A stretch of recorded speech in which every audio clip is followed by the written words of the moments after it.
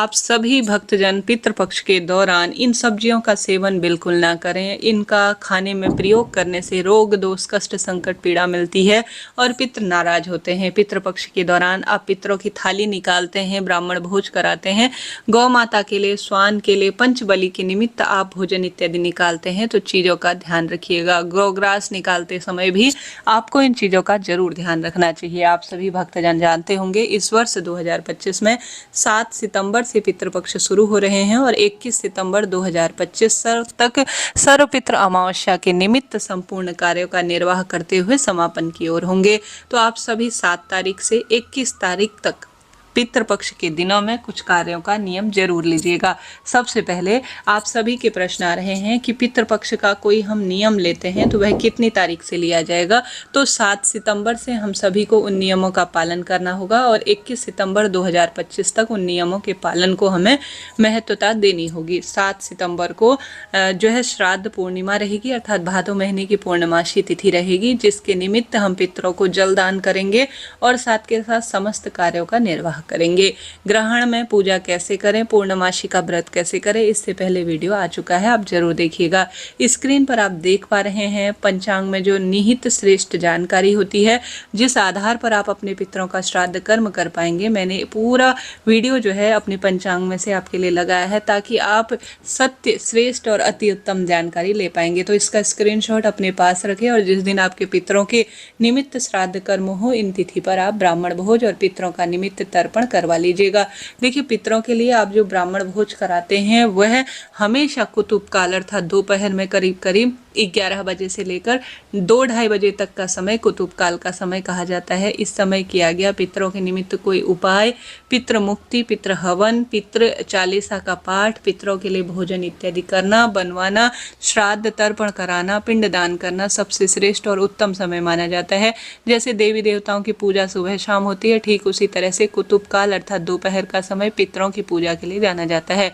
पितरों की दिशा होती है दक्षिण दिशा। पितरों को भोजन करा रहे हैं अर्थात ब्राह्मण देवता को, या पितरों के लिए दीप दान कर रहे हैं या जल दान कर रहे हैं, तो आप अपना मुख दक्षिण दिशा की ओर रखें। ओम सर्व पितृ देवाय नमो नमः।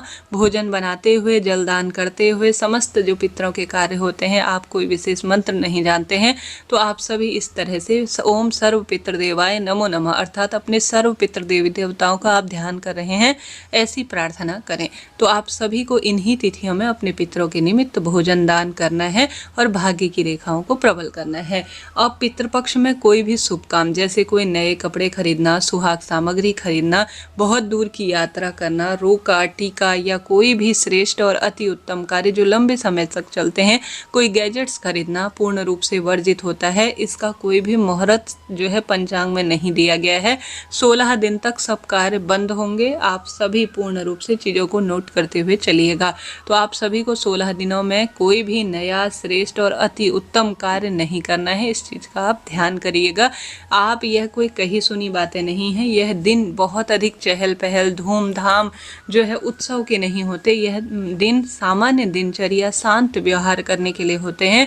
इन दिनों बहुत अधिक मेकअप करना, लाली लिपस्टिक लगाना, अति उत्तम रूप से जो है आप धूम धड़ाका कर रहे हैं, तो यह श्रेष्ठ नहीं माना जाता। यह दिन साधना के होते हैं, जप तप के होते हैं। आपने अपने बड़े बूढ़ों के मुख से यह बात सुनी भी होगी।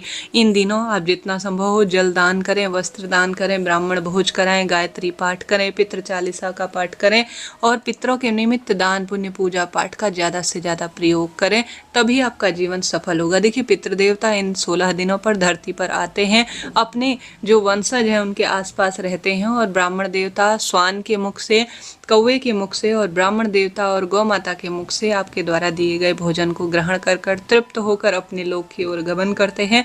वह अधोगति में है तो वह मुक्त होकर वैकुंठ और शिवलोक और स्वर्गलोक में वास करते हैं। तो सभी चीज़ों को आपको ध्यान रखना है कि बिल्कुल शांत मन से भगवान का एक चित्त करते हुए, स्मरण करते हुए, ध्यान करते हुए अपनी दिनचर्या का निर्वाह करें। 16 दिन पूर्ण हो जाने के बाद नवरात्रि आएंगी, खूब सुंदर उत्सव होंगे और खूब जो है उमंग के के दिन होंगे। साल भर के यह 16 ही दिन होते हैं जब हम पितरों को याद करते हैं और पितरों के निमित्त दान पुण्य तर्पण करते हैं।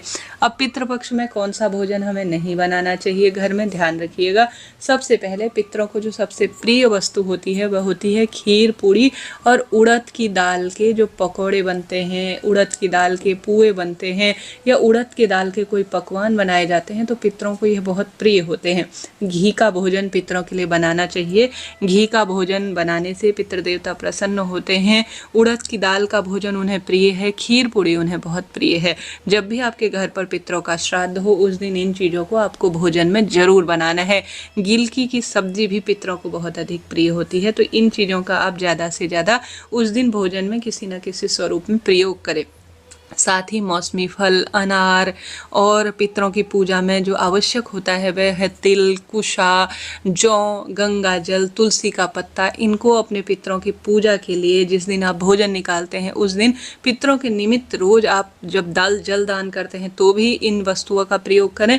भोजन में जो मैंने आपको बताया वह आपको जरूर पितरों के निमित्त संभव हो रोज थोड़ा थोड़ा बनाएं, नहीं तो जिस दिन पितरों का श्राद्ध कर्म हो उस दिन तो जरूर बनाएं। किसी कारण से सूतक पातक या मासिक धर्म की स्थिति है, आप पितरों के लिए भोजन नहीं बना पाते हैं, कोई स्थिति खराब है, तो ऐसी स्थिति में सर्व पितृ अमावस्या अर्थात 21 सितंबर को अपने पितरों के निमित्त आप कहीं बाहर गए हैं, पितरों की तिथि में आप कोई विशेष प्रायोजन नहीं कर पाए हैं, तो पितरों का आप सर्व पितृ अमावस्या के दिन तर्पण, श्राद्ध और भोजन दान इत्यादि कर सकते हैं।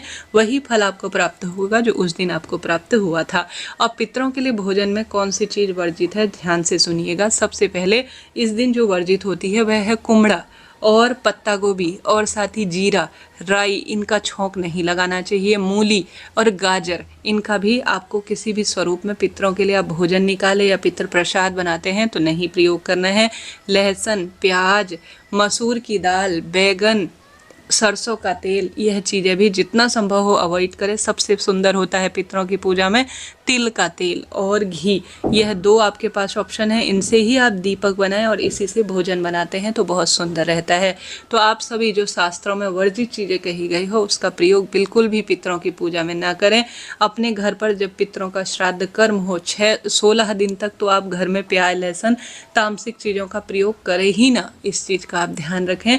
जिस दिन पितरों का श्राद्ध हो, जिस दिन उससे पहले रात्रि भी, जैसे आज आपको लगता है मेरे पितरों का आज की तिथि है, तो पहली रात्रि जो घर का बड़ा बेटा जल दान करता है, जो पितृदान जो बहु भोजन बनाती है, उनको जो है हमारे यहाँ तो एक वक्त रहा जाता है, अर्थात एक ही समय भोजन किया जाता है। हमारे कुल में सब शुरू से ही हमारे जो है परंपरा यही रही है। जैसे कल किसी का भी श्राद्ध हो पूर्वजों का, तो आज जो बहु बेटा होते हैं, जो मुख्य होते हैं, जो घर में पूजा पाठ करते हैं, श्राद्ध कर्म करते हैं, एक ही बार भोजन करते हैं, अर्थात इतना ब्रह्मचर्य का पालन करते हैं, इतना सुंदर स्वरूप में पितरों के लिए आश्रित होते हैं कि एक दिन पहले भी पूरी तरह से भोजन एक ही बार करते हैं और शुद्ध सात्विक रूप से अपने हाथ से ही बनाकर उस भोजन को करते हैं। जो है पति पत्नी जो है भोजन बनाएंगे और जो तर्पण करेंगे वह एक ही समय भोजन करते हैं पहले दिन, और जिस दिन श्राद्ध करेंगे उस दिन भी एक ही बार पितरों का जो प्रसाद होता है उसे ग्रहण कर पूरे दिन भूखे प्यासे ही रहते हैं। पानी तो पी सकते हैं, दूध भी ले सकते हैं,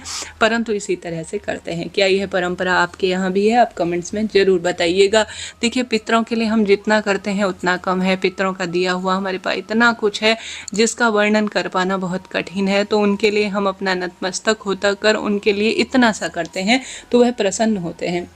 पितरों के लिए आप जो है, जैसे आप जिस दिन आपके घर पर श्राद्ध हो तो आप खीर पूड़ी जरूर बनाएं, उड़द की दाल का पकवान उसमें करें और उसमें ब्राह्मण देवता को सबसे पहले भोजन कराएं, फिर गौ माता के लिए भोजन कराएं, साथ के साथ कौवा के लिए, चींटी चिड़िया के लिए आप भोजन निकालें। और जब आप पितरों के लिए जल समर्पित करते हैं तो जल के लोटे में आप कुशा घास, गंगा जल, काला तिल और जो है तुलसी का पत्ता डालकर आप सर्व पितृ देवाय नमो नमः कहते हुए या तो पीपल वृक्ष की जड़ में या घर के द्वार पर पितरों के लिए जरूर से जलदान करें। घर के द्वार पर रोज नियम बांध लीजिए कि आप दीपदान करेंगे और घर के द्वार पर थोड़ा थोड़ा चींटी इत्यादि के लिए आटा जरूर डालें। कटोरी में भी आप आटा रख सकते हैं।